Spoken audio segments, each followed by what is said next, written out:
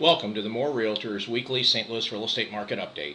I'm Dennis Norman, one of the brokers at Moore, and if you'll give me a few minutes of your time, I'll bring you up to date on what's happening in the St. Louis housing market. Let's jump right in with the real estate news. Here are some of the headlines from this past week from St. Louis's best local source of news and information on the St. Louis real estate market, stlouisrealestatenews.com. Headlines this week included an article with some good news that the St. Louis foreclosure rate dropped in July. Foreclosures in July were actually down over 35% from a year ago, which is great news. Foreclosures are a big part of what's hurting our market, bringing a lot of downward pressure on home prices. A real informative article from Rob Fischel, a local mortgage banker, about what is a credit score and what affects your credit score, along with a update on St. Louis mortgage interest rates. Another encouraging article on mortgage delinquency rates declining by the largest rate in 2 years. So mortgage delinquency rates going down, foreclosure rates going down. Those are the things we need to head this market or point this market toward a recovery. And then on not such a positive note, an article that showed that mortgage lending took a tumble in the second quarter, really declined. New home loan applications as well as refinances. Now the next three charts that I'm going to go over here, the next three screens, are housing data for the entire St. Louis metropolitan area, the entire St. Louis MSA. This first one is our real-time market profile. This is up-to-date weekly data. You can also obtain this online if you go to our site at mo-re.com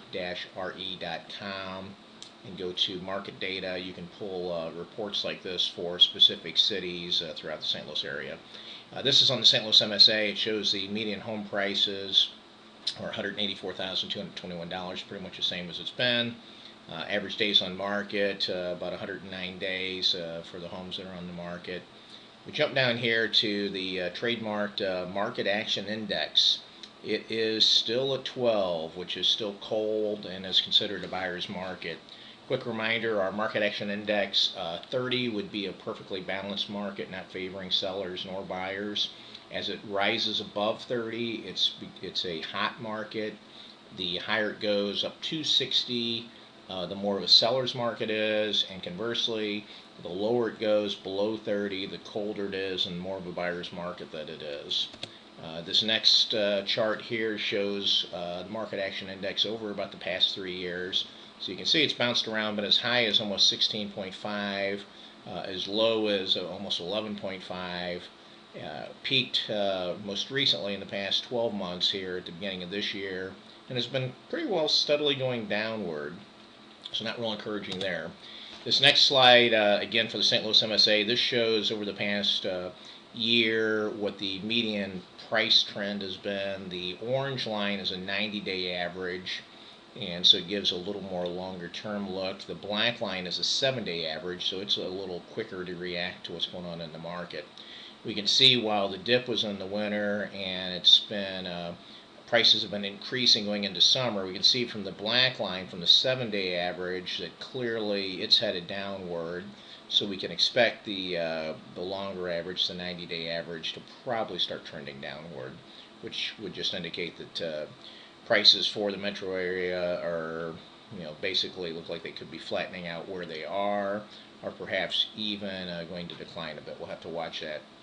Now these next the next slides I have here are zooming in a little more on the core St. Louis market. These are all for the St. Louis 5-county area, which would include the city of St. Louis County, St. Charles County, Jefferson County, and Franklin County. So the main counties that make up the bulk of the St. Louis real estate market. And all these slides are data, current data for those 5 counties combined. This first one is a chart that shows the number of sales and average sales price. The blue bars represent the number of sales, and the green line is the average sales price. And we can see, as we'd expect, the number of sales peaked in summer, with the highest being in June. July fell off quite a bit. I said last week we'd have to wait until this week, so that more of the closing data for July sales would be entered. By now, it's all supposed to be there, so it does look like it fell off in July. And of course, August is down because we're not quite halfway through August yet, and not to mention we'd expect August to be a little lower. We can see as far as average prices, though, they've been kind of trending upward here, and have taken at least going into August, or pointing upward. This next slide here shows the median home sales prices, as well as the median number of days for these homes to sell, the ones that did sell for the past 12 months. And the green line represents the sales prices, the blue line represents the time it took to sell them. And we can see what it's done over the past 12 months. From April going into spring here, we can see to where we are presently, the sales prices have been on the rise. They kind of plateaued here a little bit in late spring, and then increased in July, and so far in August are showing indications of increasing, while the days on market has been dropping from a peak here of I don't know, 75 days or so back in the winter, down to below 60 days on the market, which is really encouraging. And now for July, July came in right about 60 days. This chart here, we just zoom in a little bit. This is a year-to-date chart for the same data, and we can see that again, July looks like a pretty good month price-wise. Going into August is looking good price-wise. However, the time on the market for the listings is increasing slightly. This chart here shows this is a 12-month look at the ratio of the sales price to list price. So this is looking at what homes sold for versus what they were listed for, both listed for at the time of the sale as well as what they were originally came out on the market at, so before any price reductions. This here does not really, this chart doesn't indicate market value. This really more indicates market knowledge, how smart, or I don't know about smart, but how accurately are sellers pricing their homes, how good a job are the listing agents doing. In this market, when it's a buyer's market, and when you have home prices that are pretty well flat at best, and predicted to decline at least a couple of percent here in St. Louis over the next year, the last thing a seller wants to do is overprice their home. So this also shows how good a job is the listing agent doing with educating the seller and guiding the seller and to get the house out on the market at the right price. This is key, and this is one of the things that our agents and our brokers fully understand. We have the tools and resources to know what the right price is for your market and for your home, and we have the professionals that are confident enough in their ability to sit down and deliver this information to you in a professional way. And this is very important. And we can see here the green line is what homes are selling at versus what they were originally listed at. And we can see here in July it had dipped about 70%. So homes are selling for about 70% of what the seller originally hit the market at, which is a pretty bad indication of, or indicates they were priced pretty poorly to start with. Back in June, it had hit about 80%, which is better. The blue line represents what homes are selling at versus what they were listed for at the time of sale. Now, of course, that's going to be higher because that's after the seller has reduced the price along the way. We can see in May that percentage was a little under 80. June it jumped up to the high 80s. July it was a tad over 90%. Now going into August, how about this? It's 110%. Basically what this shows is there's not a lot of sales data in for August yet, and you do get overbids on, particularly on some short sales or other listings that are priced well. If you come out underpriced, there are some overbids, so that's what this is showing. This next chart's the same data, just year to date, so it's just a little clearer to see. And now here's a new chart, first time out this week. Its debut.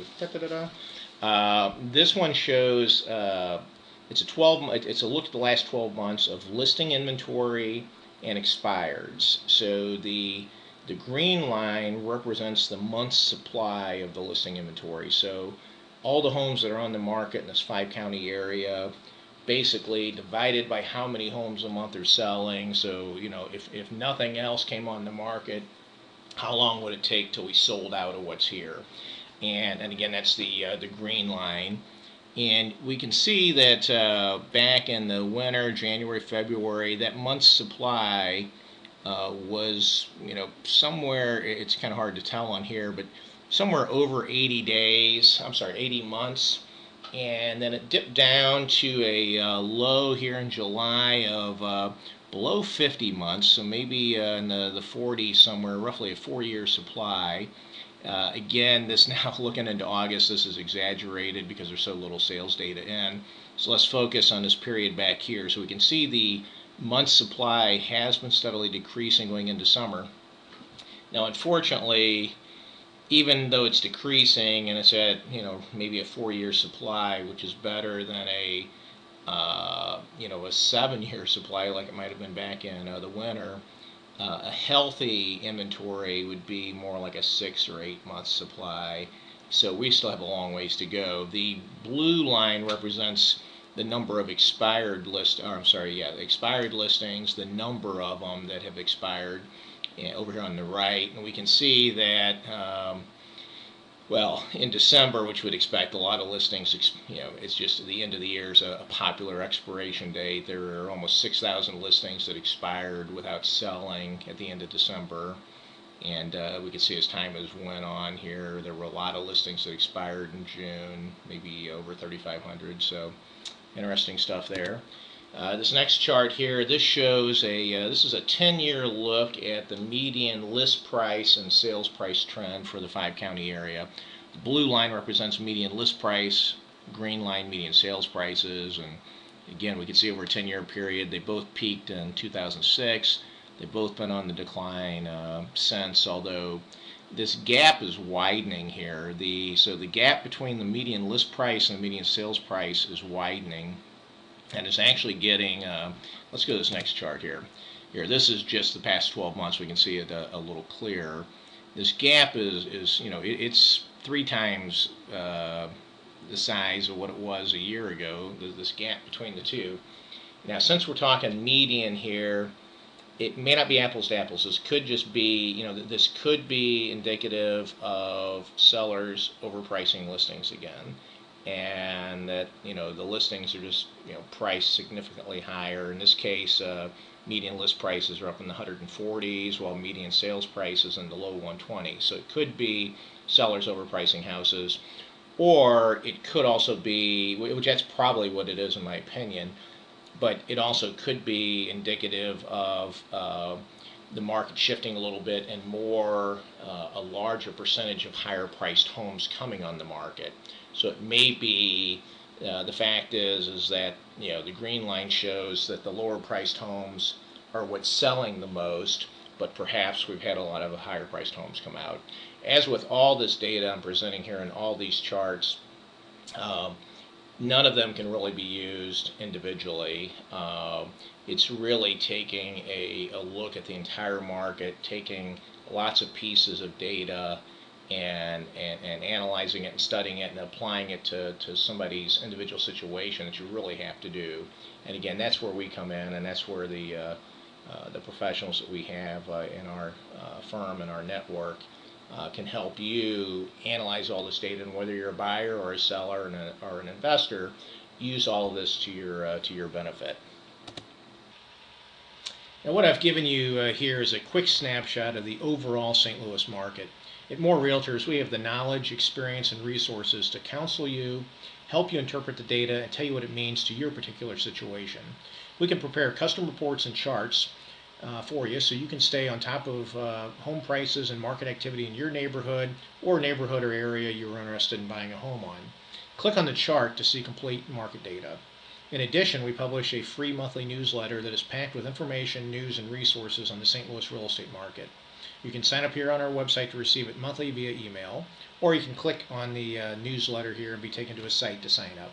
And finally, my partner John Williams and myself, along with our team of dedicated real estate professionals, are here to use our experience and knowledge to help make your next real estate transaction a successful one, no matter how challenging your situation may be.